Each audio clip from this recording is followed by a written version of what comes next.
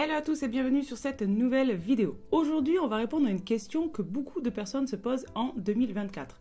Est-ce que je devrais avoir un revenu complémentaire en plus de mon emploi classique? Si vous êtes ici, c'est probablement parce que vous occupez un emploi de 9h à 17h ou à 18h, mais que vous avez aussi cette envie de liberté, d'indépendance et surtout peut-être cette envie de travailler en ligne. Peut-être qu'aujourd'hui, votre emploi actuel est stable, mais vous vous sentez un peu coincé car c'est votre seule source de revenus.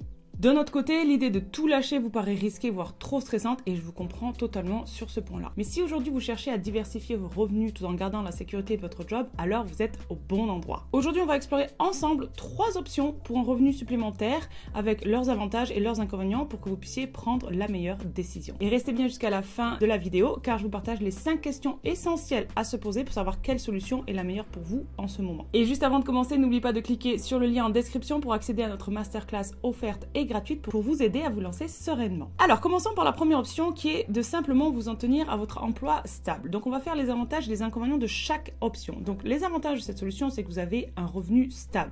Avec un emploi traditionnel, vous avez cette sécurité financière qui vous permet de dormir tranquillement la nuit, sachant que chaque mois, votre salaire est assuré. Vous avez aussi des horaires fixes. Même si vous n'aimez pas toujours ce que vous faites, les heures de bureau classiques, elles vous permettent de finir à la même heure, d'avoir du temps pour vos loisirs, de structurer vos journées d'une certaine façon.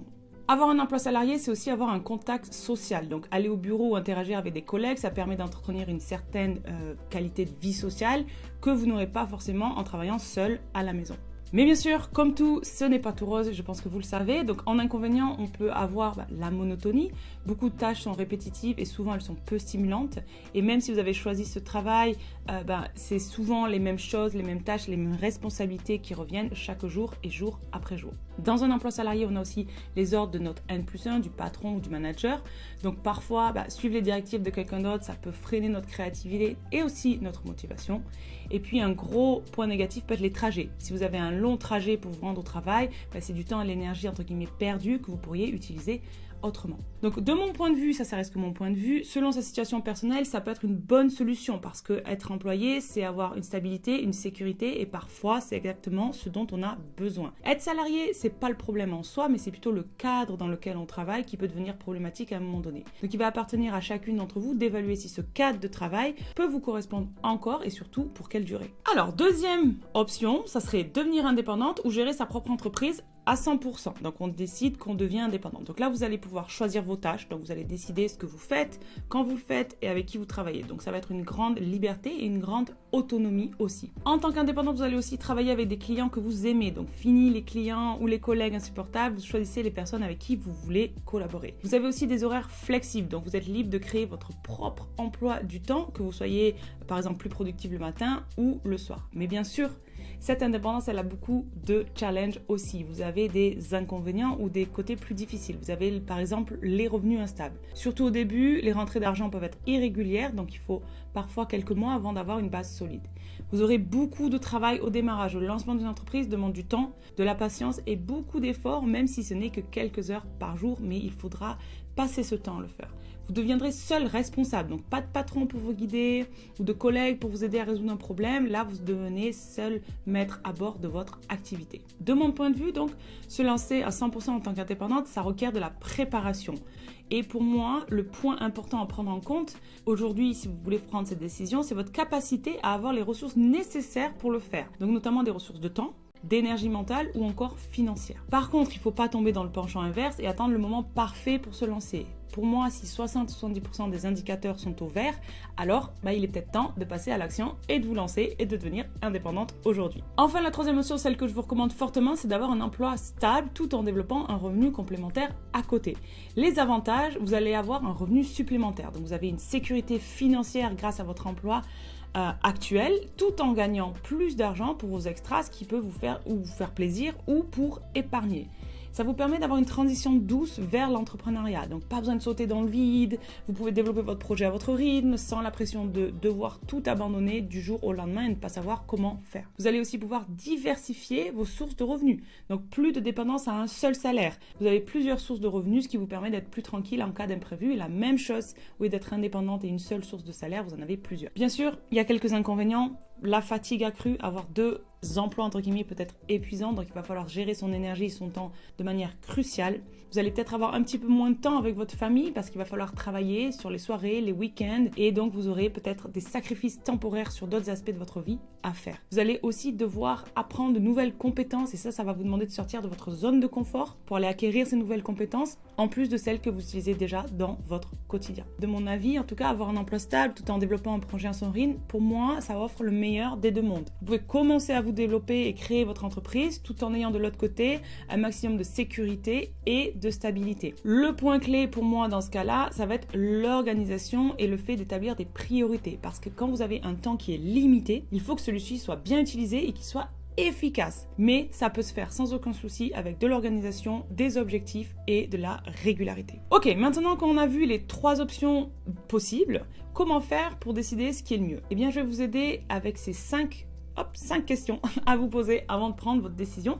Et d'ailleurs, dites-moi en commentaire ce qu'il en ressort pour vous, où vous vous situez, comment vous vous sentez par rapport à tout ça. Première question, quelle est ma tolérance au risque financier? Donc si je garde mon emploi actuel, si vous avez une faible tolérance au risque financier, rester dans un emploi stable est peut-être pour vous la meilleure option. Vous avez un revenu stable et vous n'aurez pas à vous soucier des fluctuations de revenus qui pourraient venir avec l'indépendance. Ça va, comme on l'a vu, vous assurer une certaine sécurité et une certaine prévisibilité financière. Si vous passez 100% en freelance, donc ça veut dire qu'il va falloir accepter dès le départ l'incertitude des revenus, surtout au début. Vous pouvez avoir des mois où vos gains seront élevés et d'autres où ils seront beaucoup plus bas. Donc si vous êtes à l'aise avec cette instabilité et que vous avez des réserves financières, ça peut être une option attrayante. Sinon, ça peut aussi devenir une grande source de stress. Ensuite, si vous avez des revenus mixtes, donc entre salariés et indépendants, cette approche, bien sûr, va réduire le risque financier tout en vous offrant une certaine flexibilité. Votre emploi vous garantit un revenu de base, tandis que votre activité parallèle va fournir un revenu supplémentaire.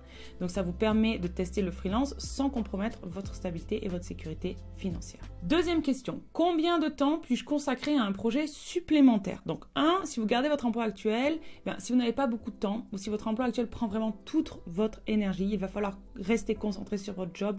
C'est sans doute plus réaliste. Vous allez ainsi éviter le risque de surmenage et vous allez pouvoir utiliser votre temps libre pour vous détendre et profiter de vos hobbies, ce qui est indispensable. Si vous passez 100% en freelance, en tant que freelance, vous avez la liberté de gérer votre propre emploi du temps, mais cela peut aussi signifier des journées plus longues et plus d'heures de travail, je le répète, surtout au début.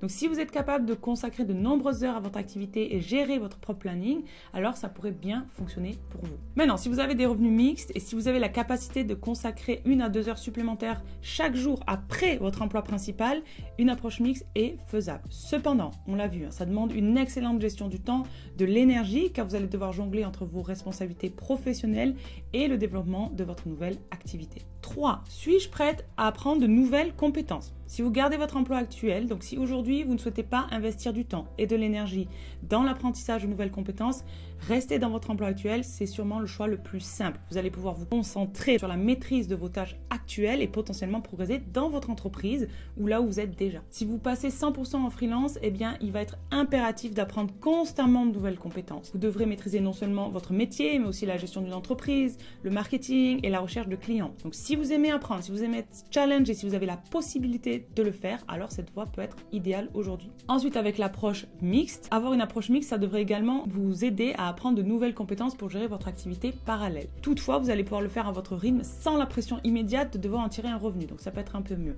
Et vous allez pouvoir développer vos nouvelles compétences progressivement. 4. Quelle est l'importance de la flexibilité dans ma vie? En tant que salarié, si vous préférez la stabilité et une structure fixe dans votre quotidien, garder votre emploi de 9h à 17h, c'est vraiment, votre emploi stable en tout cas, l'option idéale. Vous avez des horaires réguliers, vous avez une routine établie, ce qui vous permet de mieux vous organiser dans votre vie personnelle et aussi en dehors du travail. Maintenant, si vous recherchez une flexibilité maximale dans vos horaires et la possibilité de travailler à votre rythme, devenir freelance va vous offrir cette liberté, c'est clair. Vous choisissez vos heures, vos projets et vos clients, ce qui va être parfait si vous aimez avoir le contrôle total de votre temps et de votre organisation. En ce qui concerne l'approche mixte, donc ça va permettre bien sûr une certaine flexibilité, mais dans des limites, parce que vous avez toujours des horaires fixes avec votre emploi principal, mais vous pouvez gérer votre activité secondaire autour de cela. Vous pouvez vous organiser. Vous bénéficiez donc d'une certaine souplesse pour organiser vos heures supplémentaires, mais avec des contraintes plus modérées. Et enfin, 5. Quel est mon objectif en long terme. Donc, premier cas, si votre objectif est de grimper les échelons au sein de votre entreprise ou d'atteindre un poste à responsabilité sans prendre de risques majeurs en dehors de ça,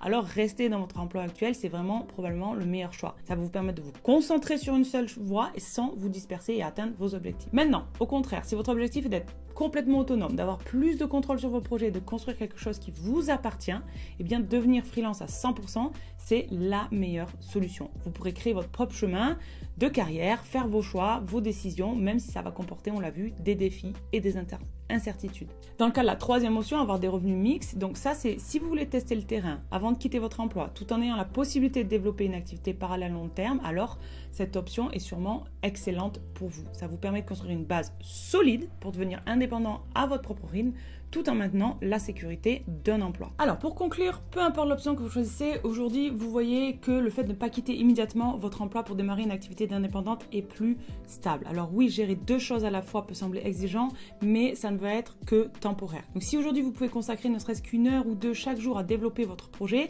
eh bien vous pourriez générer un revenu complémentaire dans les 2 à 3 prochains mois.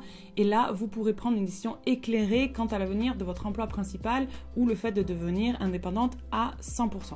Et si aujourd'hui vous vous demandez quelle mission vous pouvez faire en tant qu'assistante virtuelle, j'ai aussi une autre vidéo juste là qui vous montre les 7 missions les plus demandées aujourd'hui. C'était Julie, merci d'avoir regardé et je vous dis à très vite.